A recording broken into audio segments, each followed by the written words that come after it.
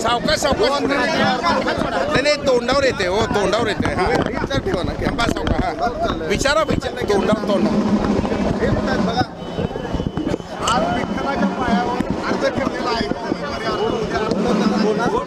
साहेबांची परंपरा आहे दरवेळेला विठ्ठलाच्या पायावर अर्ज ठेवून मारला जातो। आज आम्ही नारळ फोडला या ठिकाणी विठ्ठलाच्या चरणी आपण प्रचाराचा शुभारंभ केला आणि आज 7 ठिकाणी रामनवमी निमित्त आपण हे करत आहोत आणि त्याच पद्धती त्या परंपरेला आपण पुढे नेत आहोत। विठ्ठलाच्या चरणी प्रार्थना केली की महाराष्ट्रातल्या शेतकऱ्याचे जे संकट आहे ते लवकरात लवकर दूर कर आणि या महाराष्ट्राला संकटापासून मुक्त कर अशी प्रार्थना मी विठ्ठलाच्या चरणी केली आणि त्याचसोबत मी नेहमी जेव्हा विठ्ठलाकडे येते तेव्हा माझ्या मनात कृतज्ञतेची भावना असते आणि भरून येतं मन जेव्हा विठ्ठलाचं दर्शन मिळतं आणि त्याच पद्धतीत आज देखील मन आमचं भरून आलं।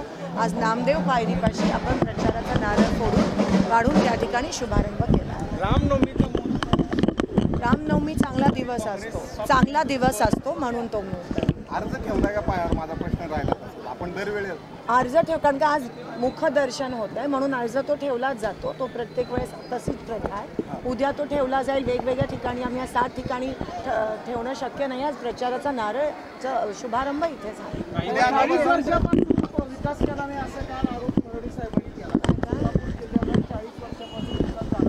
सोलापूर जिल्ह्यात 25 वर्ष त्यांचेच खासदार होते।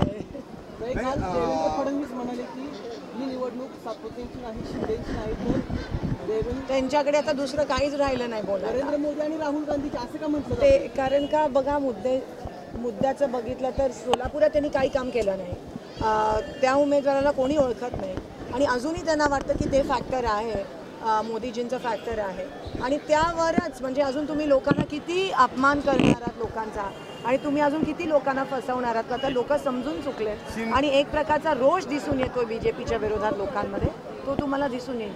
शरद पवार मोहिते पाटील आणि सुशीलकुमार शिंदे बऱ्याच वर्षांची एकत्र आले काय फरक जाणवणार आहे? नक्कीच तुम्ही बघताय दोन्हीकडे कार्यकर्त्यांमध्ये अमाप उत्साह आहे आणि मला असं वाटतं अकलूजकर आणि सोलापूरकर जेव्हा एकत्र येतात तेव्हा विकास नक्कीच होतो आणि आपल्या सोलापुरात मागच्या 20 वर्ष भाजपमुळे काहीच झालं नाही आहे ते आता जर महाविकास आघाडीचे दोन्हीकडे उमेदवार आले तर नक्कीच विकास तुम्हाला दिसतो। उद्या कुणाच्या उपस्थितीत अर्ज भरला? उद्या आमचे सगळे महाविकास आघाडीचे जे नेतेगण आहेत सोलापुरातले आणि त्या ठिकाणी नाना पटोलेजी पण येणार आहेत शिंदेसाहेब पण असणार आहेत त्यांच्या उपस्थितीत आम्ही अर्ज भरणार। काही महिन्यांची ओपिनियन पोल आले त्यामध्ये महाविकास आघाडी चांगलं वातावरण मात्र सोलापूरमध्ये थोडीशी काय ते अजिबात जे काही ओपिनियन पोल झालेत एकतर ते बॅन करायला पाहिजेत आणि गोदी मीडिया आहे सगळे मॅनेजर्स आहेत। थँक्यू।